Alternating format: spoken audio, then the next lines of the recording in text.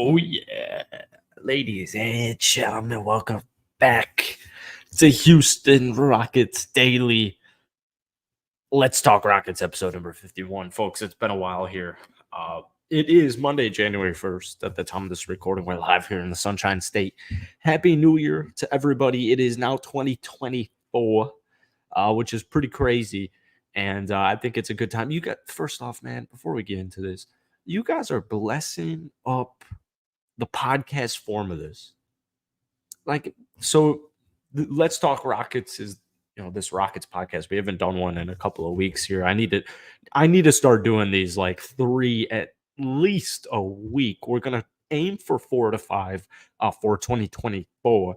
But you guys are blessing this up on streaming platforms. The links down below, Spotify, Apple's down below. You could also type in "Let's Talk Rockets" on your streaming platform of desire. Uh, but yeah, you guys are blessing it. So I appreciate you all. It's 2024, man. What's up to everybody? We got my man I in here. What's up? Happy New Year to you. Happy New Year to you, Pedro. Happy New Year to my man Joshua. Yeah, we got the baby face going on apparently. And as always, we're rocking our man, Jordan. Freaking love, baby. So yeah, the Packers are back.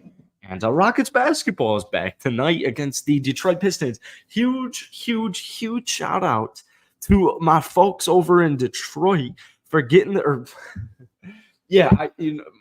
I worded that wrong. Shout out to my boys out there in Toronto for shitting the bed and getting that out of the way. The Detroit Pistons have won a game for the first time since like Halloween.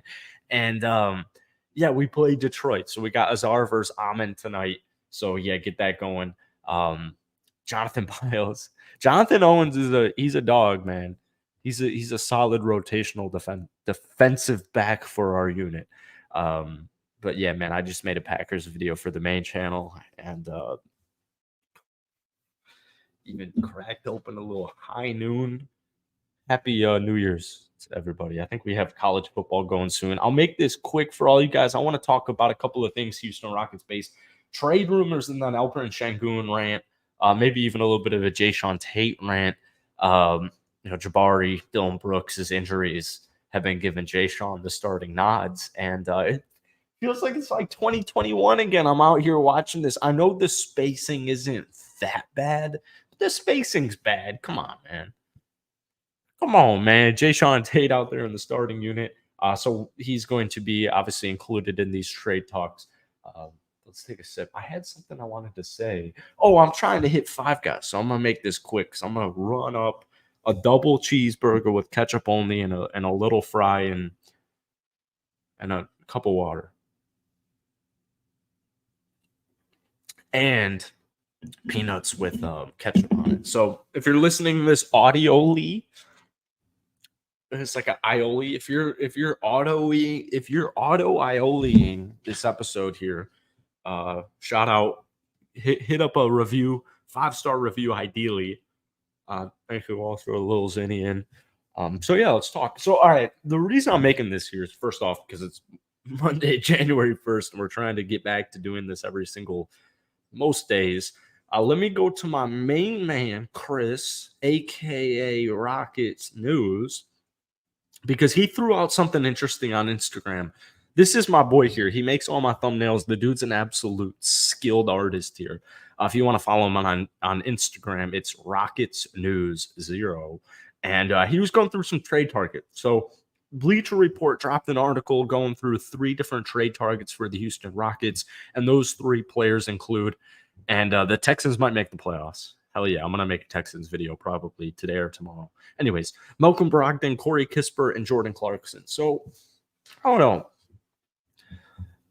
This is something we would talk a lot about before the season began. When the season began, the Houston Rockets here, we're getting actually close to the halfway point of the regular season, which is kind of crazy. Like, it's already January. It's actually so weird. I live in Florida now, so I can't really. I just got back home from Chicago, but it's hard to even like comprehend that it's actually January because it's probably 80 out. Wow, season's really flown by. So we're 15 and 15. We have a huge like bench scoring issue. I wouldn't even say it's like a huge issue because we're 15 and 5. The Houston excuse me. The Houston Rockets offensive rating is 19th in the league. However, they're putting up just 112 points per game, which is bottom 10 in the National Basketball Association. Defensively, they're doing such a phenomenal job. They are fourth in defensive rating. They are second in opponent points per game.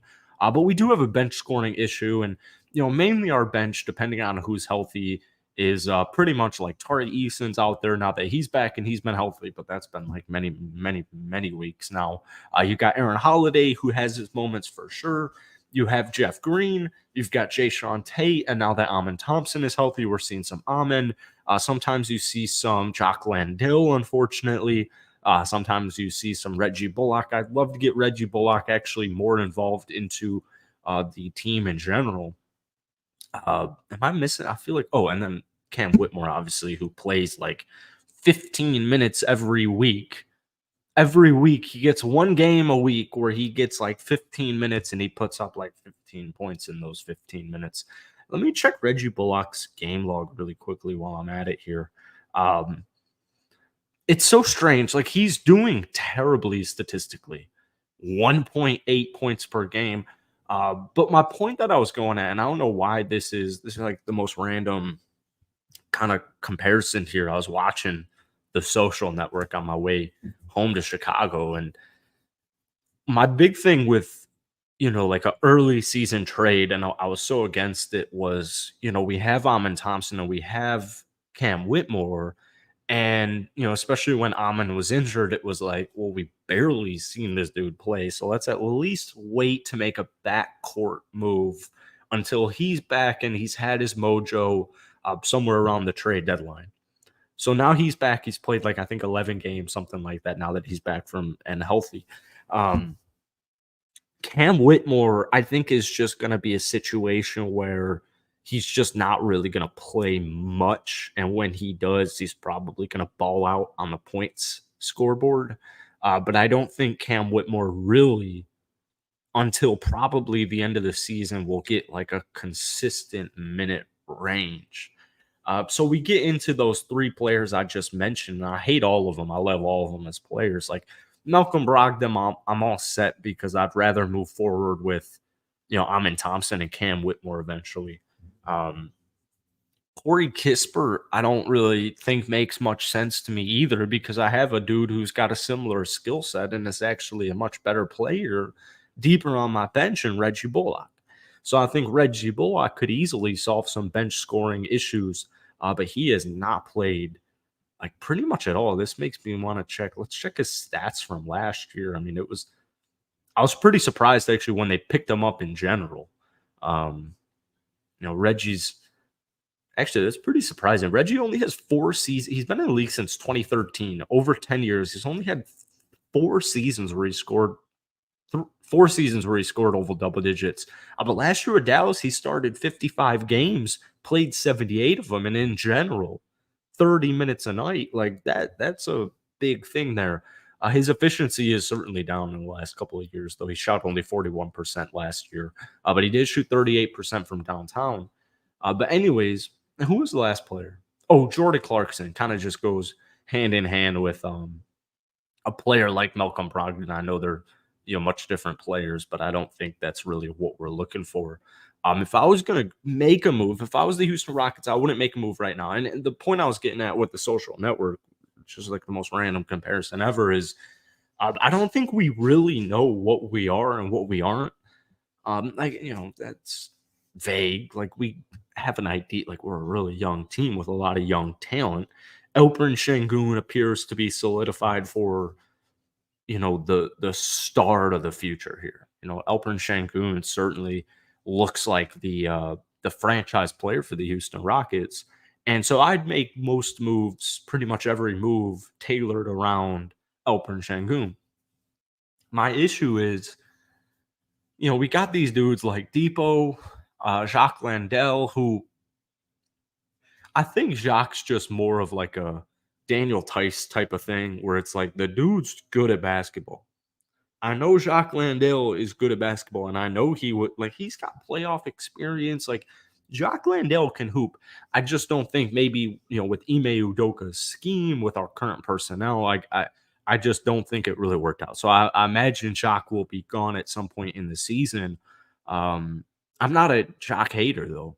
I know a lot of people aren't huge on Jacques Landale this season, obviously because of the production, but uh, it just kind of reminds me of Daniel Tice, where it's like it's a really good player, and it maybe makes sense on paper, but it just didn't pan out, and that's just the way it goes. That's the way she goes sometimes. Outside of those two players, the only guy I would really trade is Jay Sean Tate. The issue is like I don't really know why I would trade Jay Sean Tate. He's a great defender. He's certainly not a starter. As much as I love him, I wonder if the Rockets probably play in like 3 hours.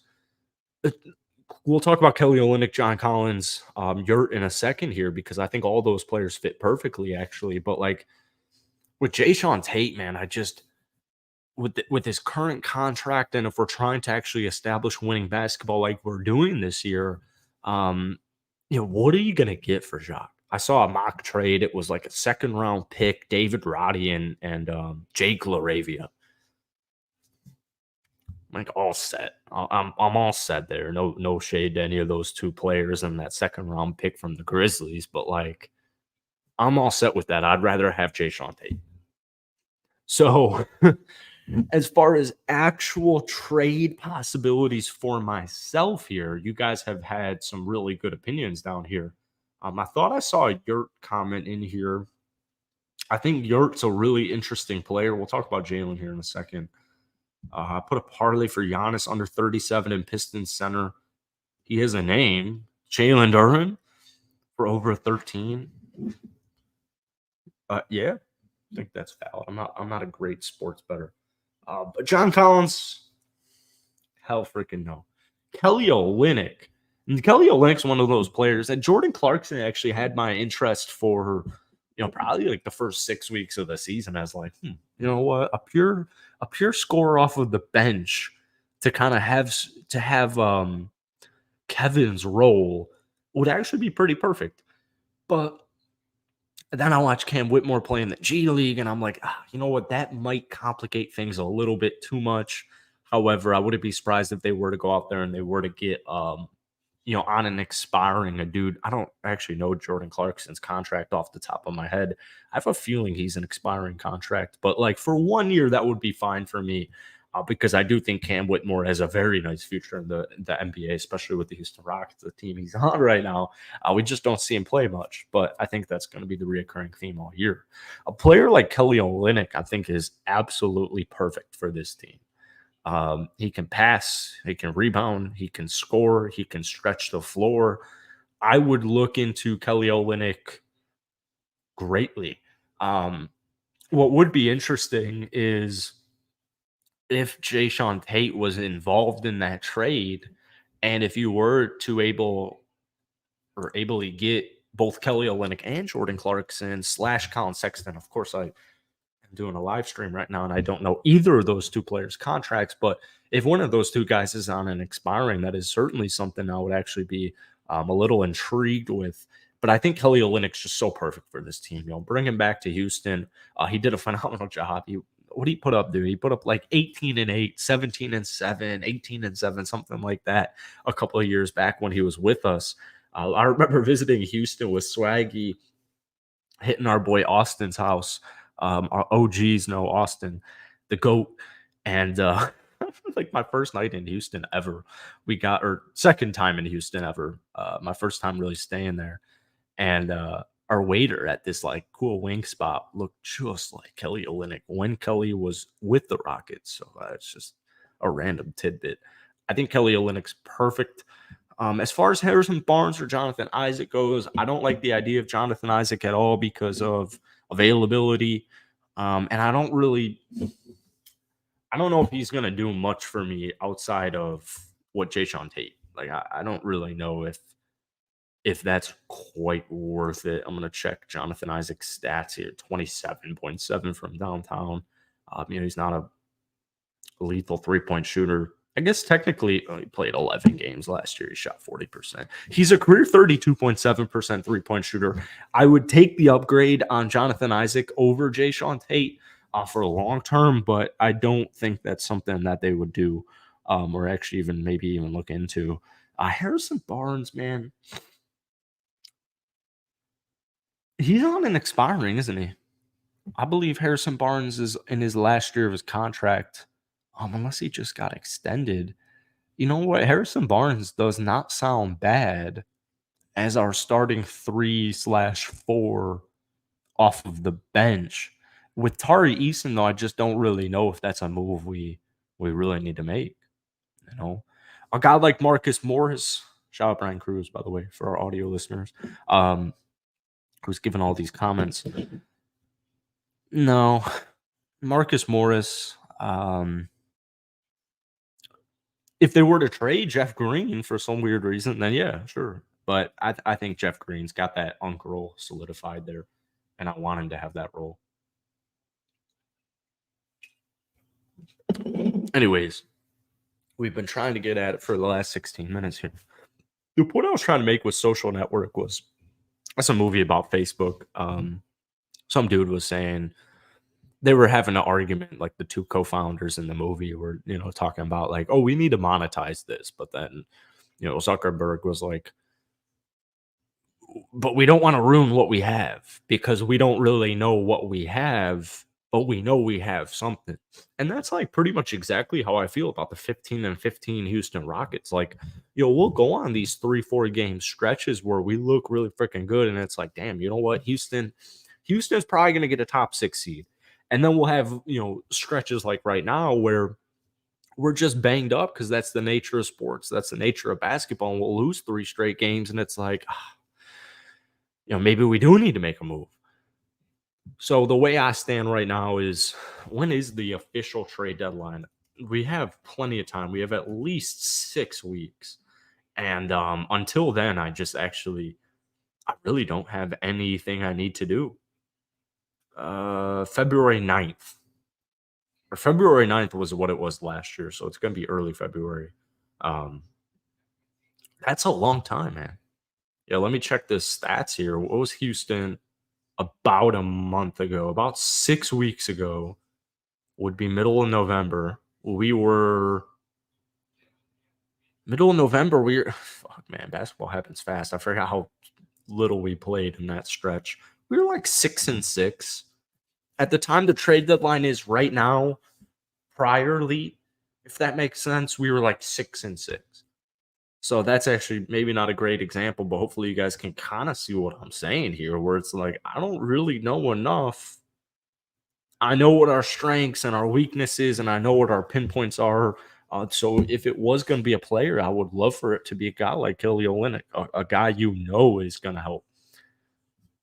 I would actually love Kelly Olynyk. But for me, as far as just to end this trade rumor talk, trade idea talk, I would go back up big. That's pretty much it. I'd go back up big unless Jacques Landale in the next month really gets it going. Scheme, production, efficiency, whatever the hell it's going to be, unless Jacques really gets it going in these next couple of weeks, I'd go back up big. And as far as backup guards go, I need it to be an expiring, which I do think the Houston Rockets would do. I think Raphael Stone's done a really good job with being strategic of timelines.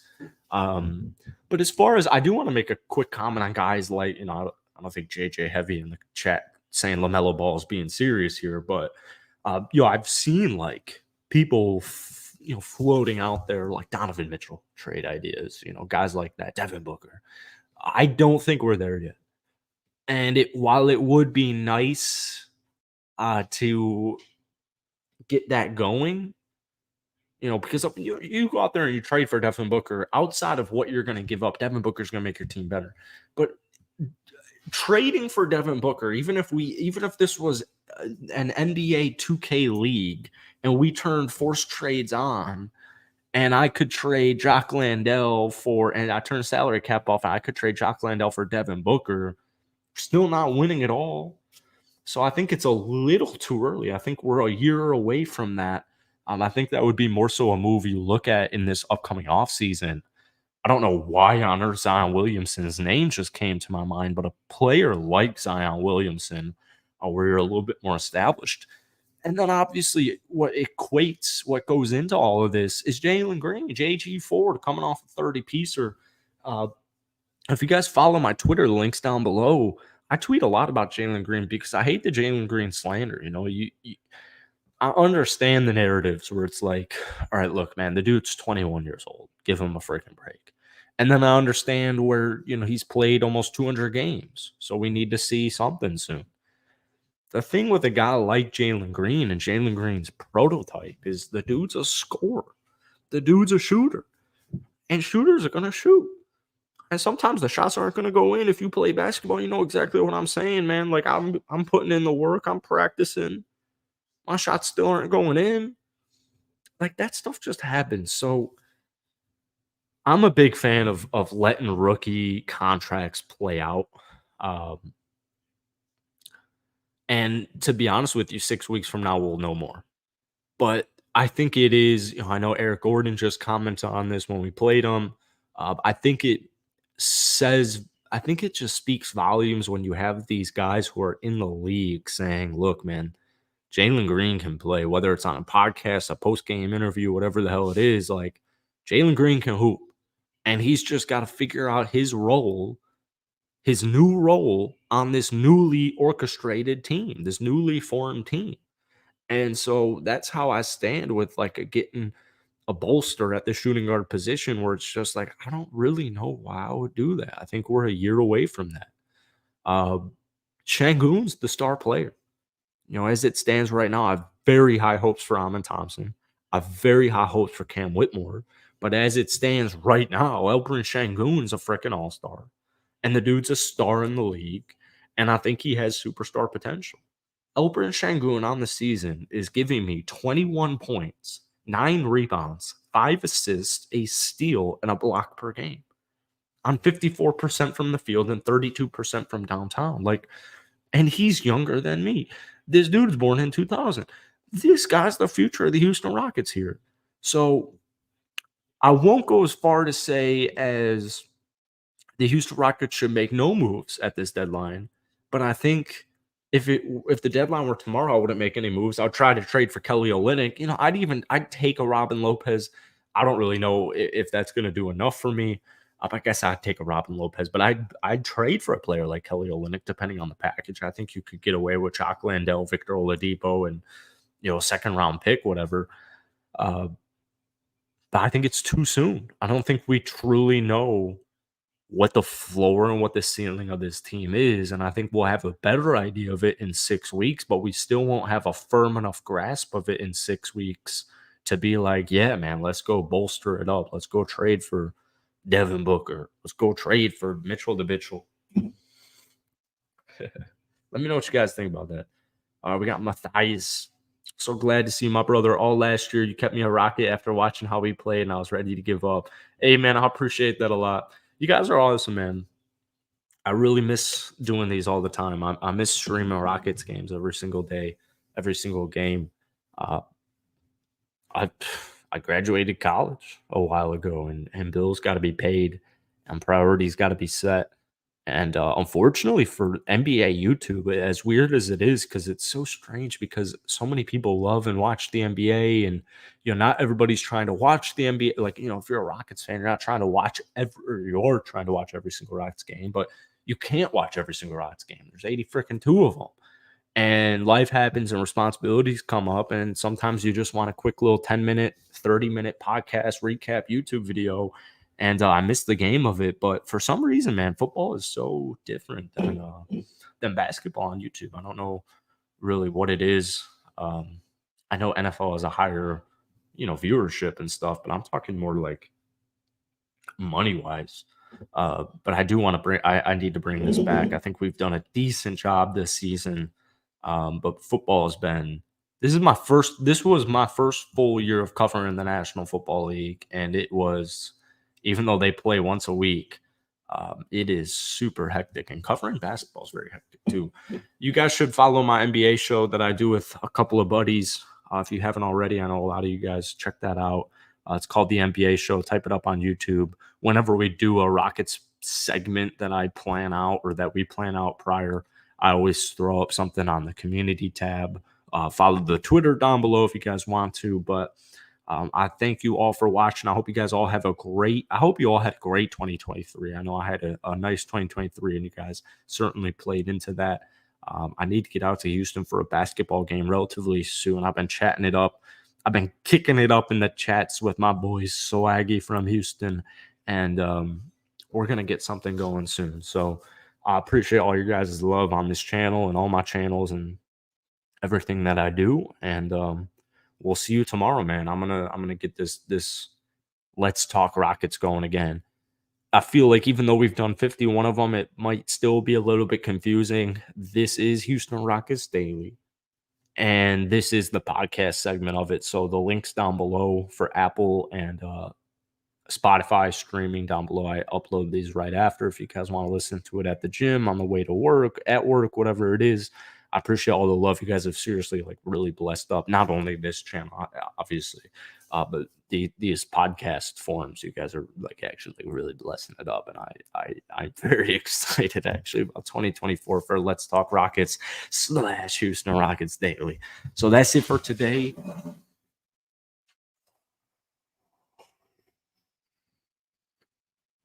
Go Pack, go! Shout out my mama. Get me this Jordan Love jersey. I'm in love with love, baby. Woo! I can't wait for this Five Guys burgers and fries. Oh wait, no, I said it wrong. I can't wait for this Five Guys. I'm excited to get the food as well. I'm excited to get dinner as well. It's a niche joke. And yeah, man, hopefully we take down Detroit. I think we will. So we'll see you tomorrow. Maybe we'll see with the post game recap. Who knows? The world's our oyster. Have a great 2024, and we will see you tomorrow. Thank you for watching. Thank you for listening. Deuces. Jordan Love. Era.